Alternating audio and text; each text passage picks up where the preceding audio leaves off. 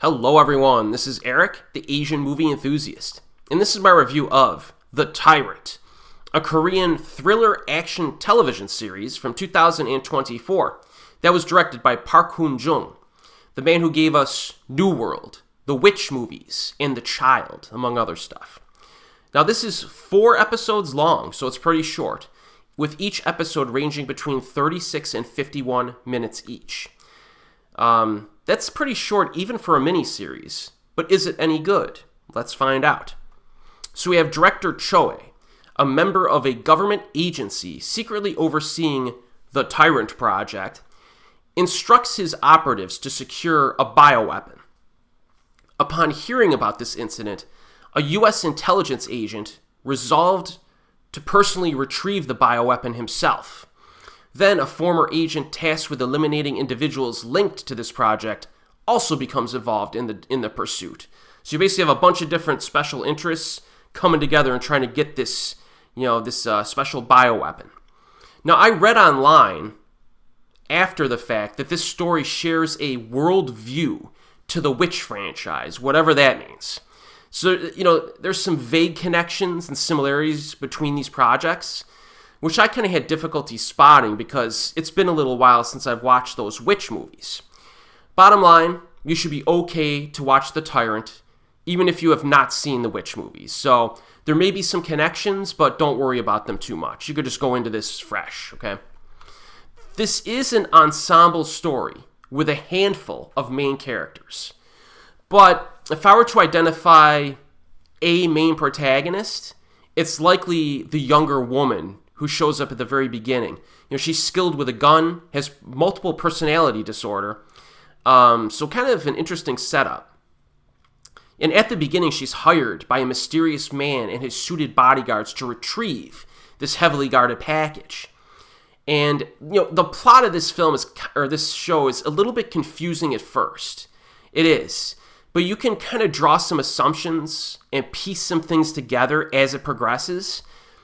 But they keep introducing new characters in episode 2, and you kind of wonder, if a good foundational conflict is ever going to manifest. It's a little loose.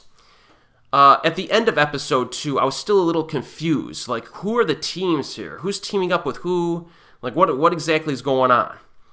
I guess my problem with the story is that we essentially have these multiple characters who go around killing people very efficiently. But they do not have direct interaction with each other until later on, like episode 3.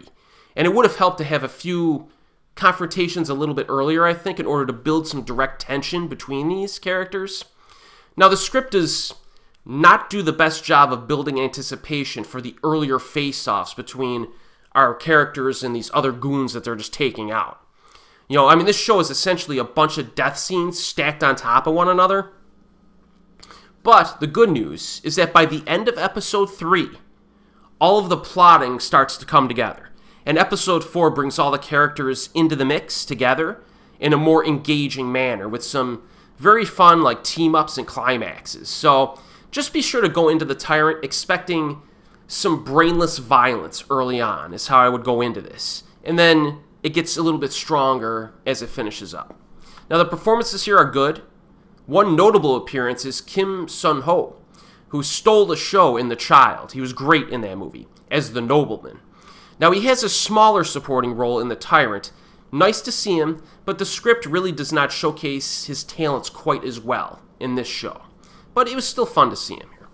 Now early on, I also had a little bit of frustration with the action scenes since some of the action occurs off screen, or we simply see the kill shots, mostly gunshots or dead bodies. And this show begins more like a dark thriller instead of an action series. But we do get some shorter moments of shootouts and fighting, okay? No big set pieces during the first few episodes. However, that starts to open up and strengthen as well during episodes 3 and 4. We get some bigger action set pieces, especially in episode 4, which is fun and high impact, all right?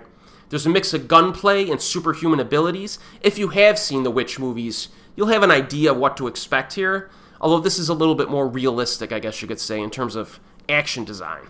And to no one's surprise, there are plenty of violent, bloody deaths to enjoy. If you've seen anything, well, most things by this director is going to have some blood and guts, and we get some of that here. Decent amount of tension, since someone is dying every handful of minutes. It's a pretty compact series of violence, all right? Now, visually, I wasn't sure about, like, the lack of color on display. Everything is, like, gloomy, a lot of dim, natural lighting. It does get a little bit monotonous in terms of how it looks. I would have preferred some additional visual flair, at least in terms of interior design work. But overall, despite the fact that I've actually listed a decent number of flaws in this show, I enjoyed The Tyrant. But I enjoyed it as kind of a shallow series of violent action scenes, is basically how I would describe this. But it is fun. It is fun to watch, and it does get stronger as it progresses. So I do recommend this, especially if you're a fan of the director, okay? It's currently streaming on Disney Plus and Hulu. One word of warning, they only have an English dub version. They only have the English dub track, which is not good, okay? They do not have the original Korean language as an option. And I thought, it's 2024, folks, and we're still dealing with this nonsense. I mean, of course, Disney would be the ones to do something like this, right?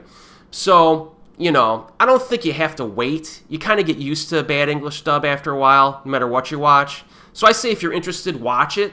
But hopefully they come out with a Korean language version, because I actually may want to add this to my collection as like a, you know, if I just want some violence. But as always, folks, I'll see you next time.